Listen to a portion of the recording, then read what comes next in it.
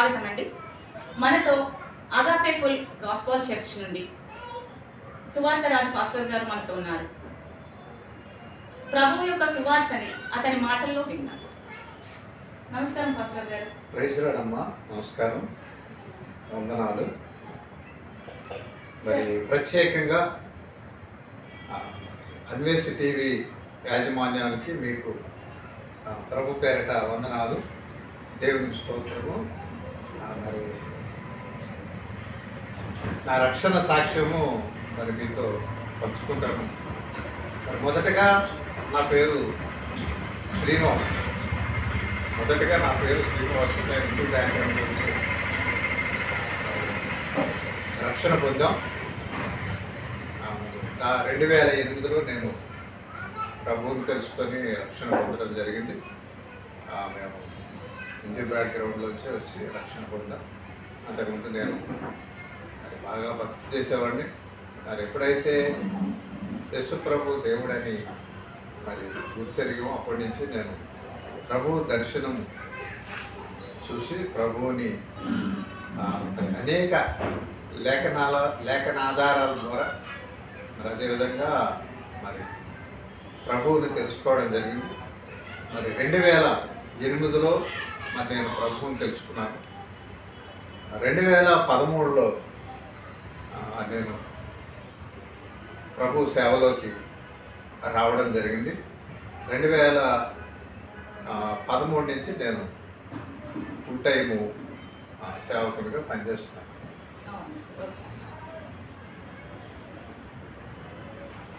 అంటే ప్రభువులోకి మీరు ఎలా రావడం జరిగింది పాస్టర్ గారు? అంటే ప్రభువుని ముందు తెలుసుకున్నారా? అయితే ప్రభువుని నేను మొదట చెప్పాను కదమ్మా, మేము హిందూ బ్యాక్గ్రౌండ్లోంచి వచ్చాం. మరి తర్వాత మాది ఆంధ్ర ప్రాంతం, భీమవరం దగ్గర, పశ్చిమ గోదావరి జిల్లా, ఆకివీడు, అప్పారావుపేట చిన్న మార్కెట్. నేను లేబర్ మేస్త్రిని. నా దగ్గర కొంతమంది పని చేస్తుండేవారు. నేను మేస్త్రిగా వర్క్ చేస్తుండేవాడిని. నేను బాగా భక్తి చేసేవాడిని, బాగా భక్తి ఉండేది, భక్తి బాగా చేసేవాడిని. కానీ యేసు ప్రభు అంటే నాకు అసలు ఇష్టం ఉండేది కాదు. వాళ్ళ యేసు ప్రభు గురించి ఎవరైనా చెప్పినా మా దేవుడు మాకు ఉన్నారు అని పాస్టర్ని ఇబ్బంది పెట్టి పాస్టర్ని ఎక్కడైనా మీటింగ్లు పెడితే డిస్టర్బ్ చేసే రోజులు కూడా ఉన్నాయి. అట్లాగా మా దేవుళ్ళు మాకున్నారు, యేసు ప్రభు మాకు అవసరం లేదు. మా దేవుళ్ళు చాలా మంది ఉన్నారు, మా దేవుళ్ళు మా దేవుళ్ళు చాలు అని నేను యేసు ప్రభుని అంటే ఇష్టపడే ఉంటాను. అలాంటి పరిస్థితుల్లో మరి లేఖనాల ద్వారా మరి పాస్టర్ నాకు డౌట్ వస్తే వాళ్ళ దగ్గరికి వెళ్ళి కూర్చోవడం, వాళ్ళ లేఖనాల ద్వారా చెప్పడం. తర్వాత నేను ప్రభువు దర్శనం చూసి, వాళ్ళు చెప్పినందుకే కాదు కానీ ప్రభు యొక్క దర్శనం చూసి నేను యేసు ప్రభు దేవుడు అని తెలుసుకొని 2008లో నేను బాప్తిస్మం పొంది 2013 నుంచి నేను సేవకునిగా పనిచేస్తున్నాను. ఇప్పుడు నాకు 2 సంఘాలు ఉన్నాయి. సురారం రాజీవ్ గాంధీ నగర్ దగ్గర అక్కడ 40 మంది సంఘం ఉంది అక్కడ. ఇక్కడ మియాపూర్లో, ఇక్కడ మియాపూర్ ఓంకార్ నగర్లో ఇక్కడ 200 మంది పిల్లల పరిచర్య ఉంది.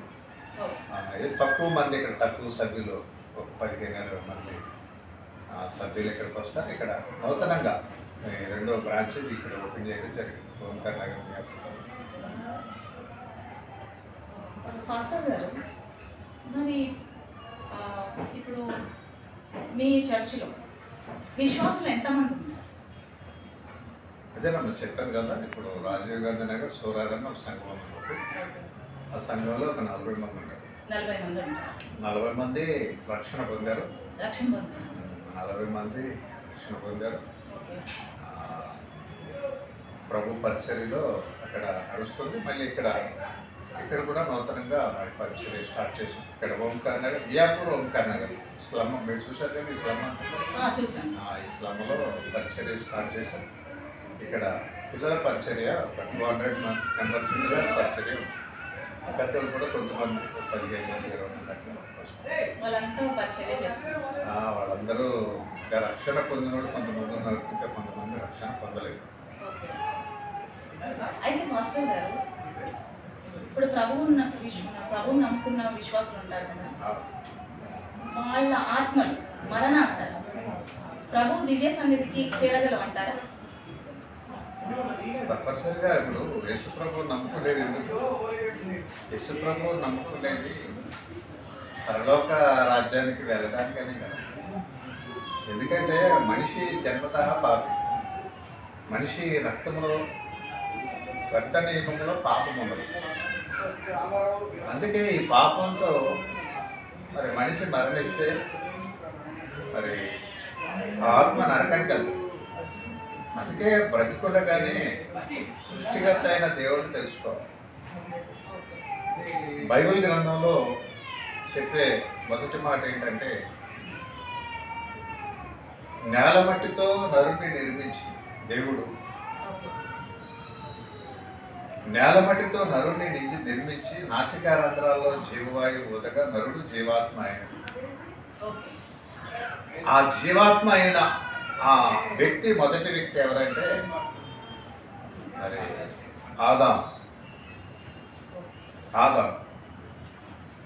ఆదాము మొదట యథార్థంగానే ఉన్నాడు, యథార్థవంతుడు. దేవుడు మానవుడిని యథార్థవంతుడిగానే పుట్టించాడు. తర్వాత మానవుడు ఏమయ్యాడంటే, దేవుడు ఆలోచించి సాటి అయిన సహాయముగా ఆదాముకి సాటి అయిన సహాయముగా అవ్వమని తన పక్కటెంట్లో చేసి భార్యగా వాళ్ళిద్దరిని వివాహ బంధం అనేది దేవుడు ఏర్పాటు చేశాడు. ఏర్పాటు చేసిన తర్వాత ఈ మధ్యలో ఏమైందంటే, దేవుడు ఒక ఆజ్ఞ పెట్టాడు అనమాట. ఇదిగో మీ ఇద్దరిని ఒకటి చేసి ఇక్కడ ఏదో వనంలో పెట్టాను, ఇక్కడ మీరు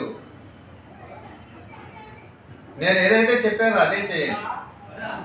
ఈ తోటలో ఉన్నాయి అన్నీ తినొచ్చు, కానీ మరి ఒక పండు ఉంది దాని జోలికి మీరు పోవద్దని చెప్తే అప్పుడు సైతాన్ వచ్చి మోసం చేసి ఇదిగో దేవుడు ఇలా చెప్పాడా, ఎందుకు చెప్పాడంటే మీ కనులు తెరవబడతాయని అక్కడ అనుమానం పెట్టి వాళ్ళకు మోసం చేశాడు. మోసం చేసినప్పుడు ఎప్పుడైతే దేవుని మాటను మరి అవ్వమ్మ మీరిందో, వాళ్ళిద్దరు భార్యాభర్తలు కూడా దేవుని మాటను మీరినట్టు ఎప్పుడైతే దేవుని మాటను అతిక్రమించి మరి వీళ్ళు ముందుకెళ్ళారో అప్పుడు పాపం అనేది మానవుని లోపలికి ప్రవేశించింది.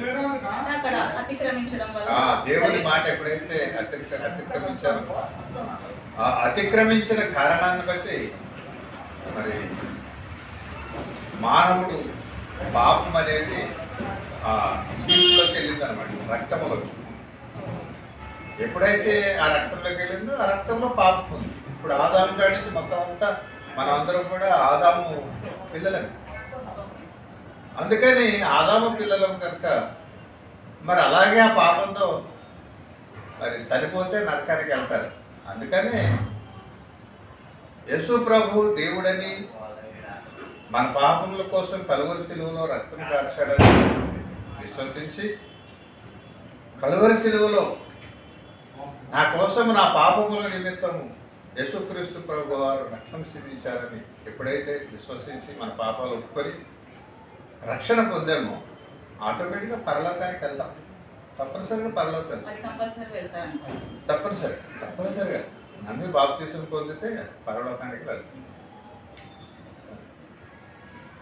అయితే పాస్టర్ గారు, చివరిగా మా ఛానల్కి ప్రభు గురించి క్లుప్తంగా మెసేజ్. ఛానల్కి క్లుప్తంగా మెసేజ్, అదేవిధంగా మరి భారతదేశ ప్రజలందరికీ కూడా ఇదొక మంచి సందేశం కావాలి. ఎందుకంటే ఇప్పుడు యేసు ప్రభు చెప్పాడు, సర్వలోకానికి వెళ్ళి సర్వజనులకు సువార్త ప్రకటించండి. నమ్మి బాప్తిస్ము పొందిన వారు రక్షింపబడతారు. అంటే బాప్తిజం పొందిన తర్వాత ఖచ్చితంగా రక్షింపబడతారంటారా? తప్పనిసరిగా ప్రభువు చెప్పిన మాట. మార్కు సువార్త 16:16లో చెప్పాడు, నమ్మి బాప్తిస్ము పొందినవాడు రక్షింపబడతాడు, నమ్మని వారికి శిక్ష విధింపబడుతుందని. నమ్మాలి అని దేవుడు ఎందుకు చెప్పాడు అంటే, నేలమట్టితో నిర్మించిన దేవుడు కనుక. ఆయనే ఇప్పుడు నేలమట్టితో నిర్మించిన దేవుడే చెప్తున్నాడు, నన్ను నమ్మండి అని. అంటే ఆ పరిస్థితి వచ్చిందన్నమాట. ఇప్పుడు దేవుణ్ణి తెలుసుకోకపోతే మరి చేసిన ఆ దేవుణ్ణే, మానవుని ఏర్పాటు చేసిన దేవుణ్ణే తెలుసుకోకపోతే మరి దేవుని లెక్కలోకి రారు కనుక అందుకని నరకానికి వెళతారు. యేసు ప్రభువుని తెలుసుకోవాలి. ఎందుకంటే సృష్టికర్త అయిన దేవుడు, సృష్టికర్త అయిన దేవుడు అనమాట. యేసు అంటే రక్షకుడు, రక్షించేవాడు. ఆయన రక్షించేవాడంటే ఎక్కడ రక్షించేవాడు అంటే పాపము నుంచి విడిపించి రక్షించేవాడు ఆయన. ఏమండి, రోమిలకు రాసిన పత్రికలో చెప్తాడు, రోమిలకు రాసిన పత్రికలో క్రీస్తు యేసునందున్న వారికి ఏ శిక్ష విధి లేదు అని చెప్తారు. రోమిలకు రాసిన పత్రికలో క్రీస్తునందు ఉండాలి, క్రీస్తులో ఉండాలన్నమాట అమ్మా. అందుకే ప్రతి మనిషి కూడా భూమి మీద పుట్టిన తర్వాత మరి ఆ వ్యక్తి భూమిని విడిచేసరికి కంపల్సరిగా సృష్టికర్త అయిన దేవుడిని తెలుసుకోవాలి. సృష్టికర్త అయిన దేవుణ్ణి తెలుసుకోవాలి. తెలుసుకోకపోతే మరి పాపం ఉంటుంది కనుక, తెలుసుకోది ఆయన రక్తంలో కడగబడకపోతే మానవునికి పాపం ఉంటుంది కనుక ఆ పాపము ద్వారా నరకానికి వెళ్ళిపోయే ప్రమాదం ఉంటుంది. 8వ అధ్యాయం ఇక్కడ చెప్తాడు. ఇక్కడ రోమీలకు రాసిన పత్రిక 8వ అధ్యాయము శరీరంలో పాపం ఉంటుంది, పాప నియమం ఉంటుందట. శరీరంలో పాప నియమం ఉంటుంది. ఆ పాప నియమం ఉంది కనుక ఆ పాప నియమమును బట్టి, ఆ నియమముతో పాప నియమం ఉంటే ఆ పాప నియమాన్ని బట్టి సృష్టికర్తను తెలుసుకోలేదు కనుక నరకాన్ని పడతారు, తెలుసుకోకపోతే వెళ్తారు.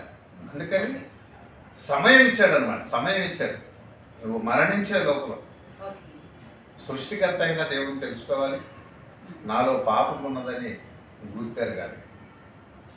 ఆ గుర్తెరిగిన పరిస్థితిలో తప్పనిసరిగా మరి నరకానికి వెళతారు అని దేవుని వాక్యము చెప్తుంది. రోమీలకు రాసిన పత్రిక 10వ అధ్యాయంలో చెప్తాడు. రోమీలకు రాసిన పత్రిక 10వ అధ్యాయం చెప్తాడు. ఇక్కడ ఏమని చెప్తాడంటే, ఇది పెద్ద కష్టమైన పని ఏమి కాదు. అదేమనగా యేసు ప్రభు అని నీ నోటితో ఒప్పుకొని దేవుడు మృతులలో నుండి ఆయనను లేపునని హృదయమందు విశ్వసించిన ఎడల నీవు రక్షింపబడదు. ఎలయనగా నీతి కలిగినట్లు మనుషును హృదయములో విశ్వసించును, రక్షణ కలిగినట్టు నోటితో ఒప్పుకొనును. ఎలయనగా ఆయన యందు విశ్వాసం ఉంచువాడు సిగ్గుపడడనే లేఖనము చెప్పుచున్నదా. దేవుని యందు రక్షింపబడిన వ్యక్తి సిగ్గుపడవలసిన పరిస్థితులు రావు. ఎందుకంటే మనిషిలో పాపం ఉందన్నమాట. ఆ మనిషిలో పాపము పోవాలి అంటే నువ్వు ఎన్ని కోట్లు నీకున్నా ఆ పాపం అనేది పోదు. ఆ పాపము పోవాలంటే యేసు రక్తం ఒకటే మార్గం అన్నమాట. యేసు రక్తం యజ్ఞం అంటే రక్తము చిందించడం అనేది మన పురాతన కాలం నుంచి వేదాలలో కూడా రక్త ప్రోక్షణ ఉండేవాడు. అసలు రక్తము ఎందుకు చిందించాలంటే పాపాలు పోతాయని రక్తం చిందిస్తారు. అందుకే హెబ్రీయులకు రాసిన పత్రికలో చెప్తాడు, అసలు దేవుడు ఎందుకు రావాలి భూమి మీదకి, అసలు రావాల్సిన పని ఎందుకు వచ్చింది, అసలు దేవుడు వచ్చిన పరిస్థితి ఎట్లా ఉందంటే ఏది పడితే అది చెల్లదనమాట. ఏది పడితే అది చెల్లదు. దేవుడు చెప్పింది చెల్లుతుంది. చెప్పడమే కాదు, అది చేసి ఉండాలి. అది చేసి ఉండాలన్నమాట. ఇక్కడ హెబ్రీయులకు రాసిన పత్రికలో ఇక్కడ ఏం చెప్తాడంటే 11వ అధ్యాయంలో హెబ్రీయులకు రాసిన పత్రిక 11వ అధ్యాయం 11వ అధ్యాయం, మరణ శాసనము ఎక్కడ ఉండునో మరణ శాసనము రాసిన వాని మరణము ఆవశ్యకము. మరణ శాసనం ఎక్కడ ఉండునో అక్కడ మరణ శాసనము రాసిన వాని మరణము ఆవశ్యకము, తప్పదంట. మరణ శాసనము ఆయన కలువరి శిలువలో మరణమయ్యాడు చెప్పడమే కాదు, యేసుక్రీస్తు ప్రభు మళ్ళీ భూమి మీదకి మనిషి కుమారుడిగా కన్యకకు జన్మించి మనిషి కుమారుడిగా భూమి మీదకి వచ్చి 33.5 సంవత్సరాలు ఈ భూమి మీద జీవించి కలువరి శిలువలో రక్తం చిందించి ఈ ప్రపంచమంతా ఉన్న మానవులందరి కూడా పాప విమోచనకై కలువరి శిలువలో బలియాగమయ్యాడు. సృష్టికర్త అయిన దేవుడు రక్తం చిందించాడు. యజ్ఞం సర్వ పాపాలకు కూడా యేసు రక్తమే మరి పరలోకానికి తీసుకెళ్లే దారి. అందుకే చెప్తాడు, నేనే మార్గము, నేనే సత్యము, నేనే జీవము, నేను తప్ప వేరే దేవుడు లేడు. దేవుడు ఒక్కడే. దేవుడు ఒక్కడే. ఆకాశంలో సూర్యుడు ఎలాగో విశ్వానికి కూడా దేవుడు ఒక్కడే. ఆకాశానికి సూర్యుడు ఎట్లాగో ఒక్కడే, విశ్వానికి కూడా దేవుడు. ఏ దేశానికి ఆ దేశానికి ఒక సూర్యుడు ఉన్నాడా? సూర్యుడు ఒకడే కదా. అలాగే విశ్వానికి కూడా దేవుడు సృష్టికర్త అయిన దేవుడు భూమి ఆకాశములను సృష్టించి వెలుగునివ్వడానికి సూర్యుడు చంద్రుడు రాత్రి పగలు కలుగజేసి ఈ సృష్టిని కలుగజేసి సమస్తమును కలుగజేసి ఈ భూమి మీద మానవుడు జీవించడానికి కావలసిన ప్రతి వసతిని కలుగజేసిన దేవుడిని తెలుసుకోకపోతే, సృష్టికర్తను తెలుసుకోకపోతే తప్పనిసరిగా మనిషి నరకానికి వెళ్తాడు.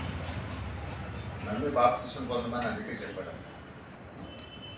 పాపాలు ఒప్పుకోకపోతే పాపం నోటితో ఒప్పుకోవాలి, నోటితో హృదయంలో విశ్వసించాలి, నోటితో ఒప్పుకోవాలి, ఆయన రక్తంలో కడగబడాలి. ఇది పెద్ద పెట్టుబడి కాదు, ఏంటి కాదు. ఇప్పుడు మతం మారుస్తున్నారు, కులం మారుస్తున్నారు. ఇప్పుడు కులం మారలేదు, మతం మారలేదు, ఏం మారలేదు. ఇప్పుడు నా స్వభావము ఇప్పుడు నేను అప్పుడు ఎలా ఉన్నాను, ఇప్పుడు అలాగే ఉన్నాను. కానీ నాలో ఉన్న మరి ఈ లోకానికి వ్యతిరేకమైన కార్యాలన్నీ పోయినాను, వ్యసనాలన్నీ పోయినాయి. నేను భయంకరమైన వ్యసనాలు ఉండేనా, మరి తాగుడు, పేకాట, కోడి పందాలు, అట్లా భయంకరంగా హైదరాబాద్లో కూడా ప్రభువుని నమ్ముకోకముందు మరి భయంకరమైన వ్యసనాలు, భయంకరమైన పరిస్థితి, రౌడీజం, వాడిని కొట్ట, వీటి కొట్ట, ఇట్లా భయంకరమైన పరిస్థితుల్లో జీవించేవాడు.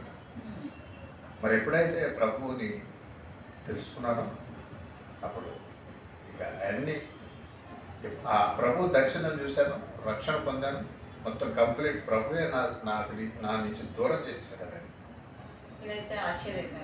చాలా అద్భుతం. నాకు హృదయంలో ప్రశాంతత వచ్చిందన్నమాట. అప్పుడు నేను ఒకటే అనుకున్నాను, నా హృదయంలో ప్రశాంతత ఎలాగొచ్చిందో అలాగే అనేక మందికి నేను ప్రభువును ప్రకటించాలి, సువార్త చెప్పాలి, పరిచయం చేయాలి అని నేను దేవుని పనికి ప్రతిష్ఠించుకుని దేవుడు పని చేస్తున్నాను. దేవుడు మీ అమూల్యమైన సమయాన్ని మాకు కేటాయించినందుకు చాలా చాలా ధన్యవాదాలు. ప్రేక్షకులమ్మా, దేవుని స్తోత్రం. దేవుడు మిమ్మల్ని దీవించిన గాక. మరి ఫైనల్గా నేను ఒక మాట చెప్పాలనుకుంటున్నాను. మరి ఇలాంటి చక్కని మరి కార్యక్రమాలు నిర్వహిస్తూ మరి అనేక మందికి రకంగా సువార్త ప్రకటించడానికి కూడా ఒక ప్లాట్ఫామ్గా మరి మీ ఛానల్ ఇంకా పనిచేయాలని, అనేక మందికి సువార్త ప్రకటించాలని, మరి ఈ టీవీ ఛానల్ మరి యూట్యూబ్ ఛానల్ మరి ఇంకా అభివృద్ధిలోకి రావాలని మరి ప్రభువుని స్తుతిస్తూ నేను కూడా మీ గురించి ప్రార్థన చేస్తాను. దేవుని స్తోత్రం, దేవుని నామాన్ని